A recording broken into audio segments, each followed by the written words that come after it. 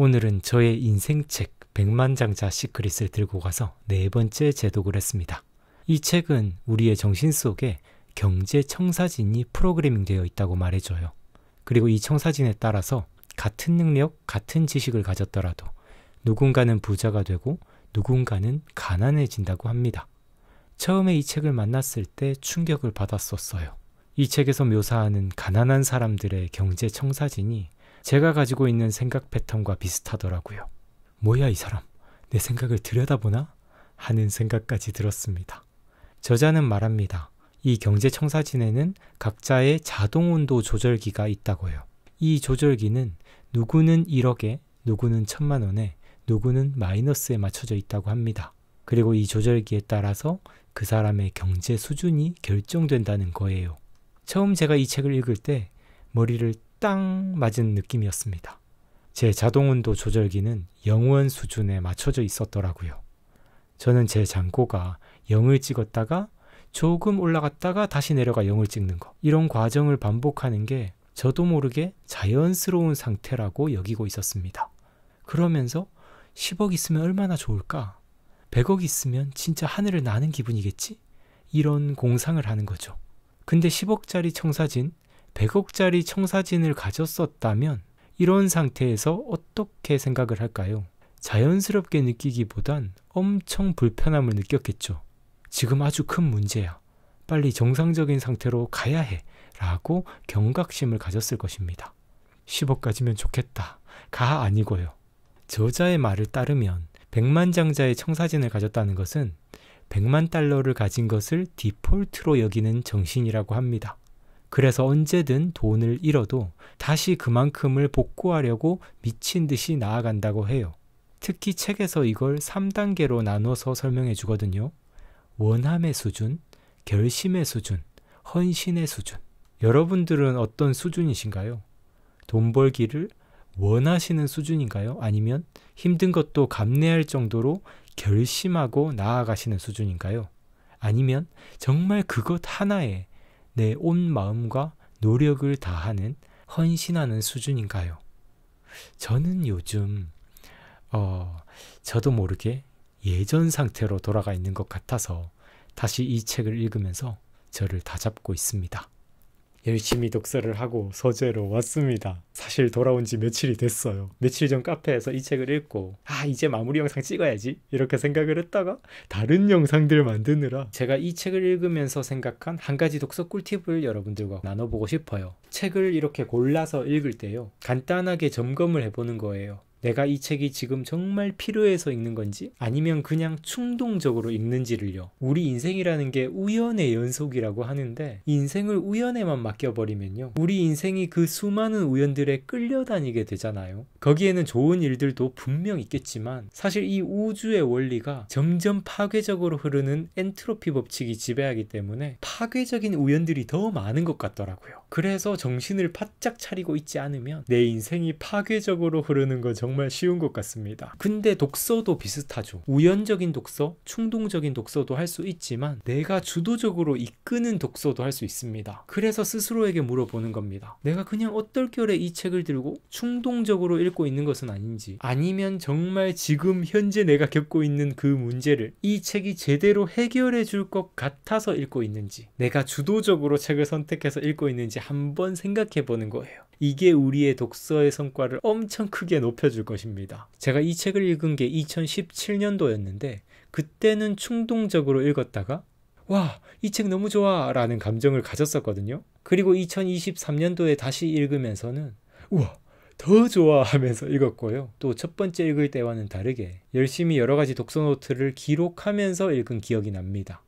이번에 제가 다시 읽은 이유도요, 최근에 제 청사진이 예전으로 다시 또 회귀하고 있는 걸 느껴서 안 돼! 하면서 다시 이 책을 붙잡았습니다. 그런데 여기서 또 오해하시면 곤란해요. 주도적인 독서가 중요하다고 해서 또 충동적인 독서가 필요 없다는 뜻은 아닙니다. 인생의 우연을 허락하지 않으면 내 인생의 귀인을 만날 인연도 생겨날 가능성도 없고 소중한 기회들을 아예 맞이할 수가 없잖아요. 이 책을 읽게 된 저의 경위만 봐도 7, 8년 전에 제가 이 책을 우연찮게 읽지 않았다면 다시 읽어봐야겠다 라고 생각하는 오늘날은 아마도 없었을 거예요. 이 책을 읽으면서 정말 좋았던 구절 하나를 나눠보는 시간을 가져보고 싶습니다. 이런 구절이 있었어요. 노골적으로 이야기하겠다.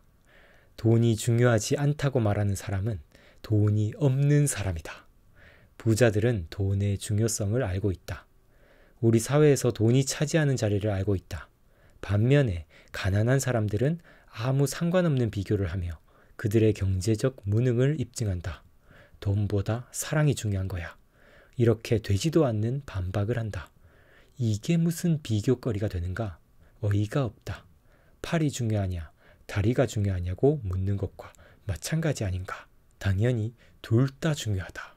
이 문장은 제가 몇 년 전에 읽고서 머리를 한 대 땡 하고 얻어맞은 듯한 그런 느낌을 받게 했거든요. 그때 제가 이 책의 말처럼 돈은 중요하지 않아 라고 말하고 있었거든요. 제가 원래 20대 때는 돈을 정말 좋아했고 제 인생에 정말 중요한 것, 가장 중요한 것이라 생각을 했었거든요. 근데 워낙 20대 때 돈돈거리면서 살았다 보니까 독서의 세계를 만나고부터는 내가 잘못 살았었구나 라는 생각을 하기 시작했어요. 그때는 이제 우주과학 같은 책을 보면서 와, 우주가 이렇게나 넓고 인간 하나하나는 정말 먼지 같은 존재들인데 내가 돈 그게 뭐가 중요하다고 이렇게나 아등바등 살아온 거야 하면서 좀 많은 생각을 해보게 되더라고요. 근데 제 기질이 또 극단으로 가버렸던 것 같습니다. 그렇지, 돈은 중요한 게 아니야 라고 하면서 그때부터는 돈을 아예 생각도 하면 안 되고 돈의 가치에 대해서 생각해보는 건 일체 금기시하게 된 거예요. 그러면서 뭔가 돈 얘기하는 사람들을 보면 속으로 진짜 중요한 게 뭔지를 모르는 사람들 하면서 혼자 깨달은 사람인 것 마냥 오만함을 아주 잠깐 가졌었습니다.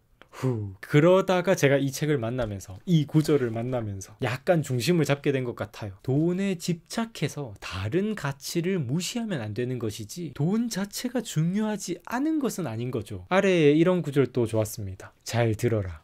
돈이라는 것은 돈이 효과를 발휘하는 분야에서는 지극히 중요하고 돈이 효과를 발휘하지 못하는 분야에서는 전혀 중요하지 않다.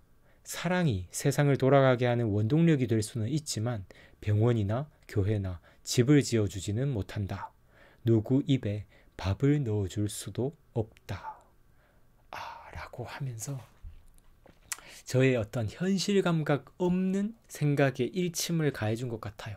우리 인생에는 사랑도 중요하고 내면의 행복도 중요하고 이런 정신적인 가치가 가장 중요한 것이겠지만 우리가 정말 현실을 살아가기 위해서 돈을 아예 무시하면서 살아갈 수는 없는 거잖아요. 균형점을 잡게 된 것 같아요. 그리고 그 다음부터는 저의 사업 방향에도 되게 많은 발전을 이뤘었는데 이 책과 얽힌 어떤 사업 스토리도 나중에 기회가 되면 또 다뤄보도록 하겠습니다. 우리 우구님들은 어떠세요? 돈에 대해서 어떻게 생각하시나요? 돈이 할 수 없는 일이 있고 돈이 할 수 있는 일이 있는 것 같아요. 내 건강을 지키고 안전을 지키는 일들, 인생을 살면서 의식주 같은 문제들, 이런 부분들은 돈이 너무너무 중요해지죠. 근데 돈만으로 해결되지 않는 일들도 있죠. 우리 마음의 문제들, 그리고 사람과의 관계의 문제들, 내가 몸을 움직여야만 할 수 있는 일들이 있죠. 누군가를 위한 사랑과 배려는 돈만으로 해결되진 않을 거예요. 이 균형을 지키는 게 정말 중요한 것 같습니다. 조금만 방심하면 한쪽으로 치우치기 쉬우니까요. 오늘의 북토크 영상은 여기까지 하도록 하겠습니다. 책 가지고 제가 수다를 떨다 보면 막 말을 계속 하게 되는 것 같아요. 제가 이 책을 읽으면서 기록해둔 독서노트들이 있는데 그거는 우기부기 매거진으로 따로 모아서 또 보내드리도록 할게요. 잊지 말고 구독해 주시고요. 영상에도 좋아요 하나씩 더 부탁드릴게요. 감사합니다. 성장하는 방송, 성장에 관한 방송 우기부기TV 선승욱이었습니다. 뿅! 안녕하세요, 우기부기입니다. 삐쭉삐쭉 자라나고 있는 저의 번뇌를 잘라내는 시간입니다. 야! 이것도 좀 패션 조금 멋지. 머리를 이쁘게 잘랐습니다. 이제 그리고 무장을 하고 출발을 해보도록 하겠습니다. 완전 무장. 어제 이 책들은 읽어야지 하면서 쌓아놓은 책들인데 처음에는 한 요만큼만 있었다가 서서히 올라가다가 이런 일이 벌어져 버렸습니다.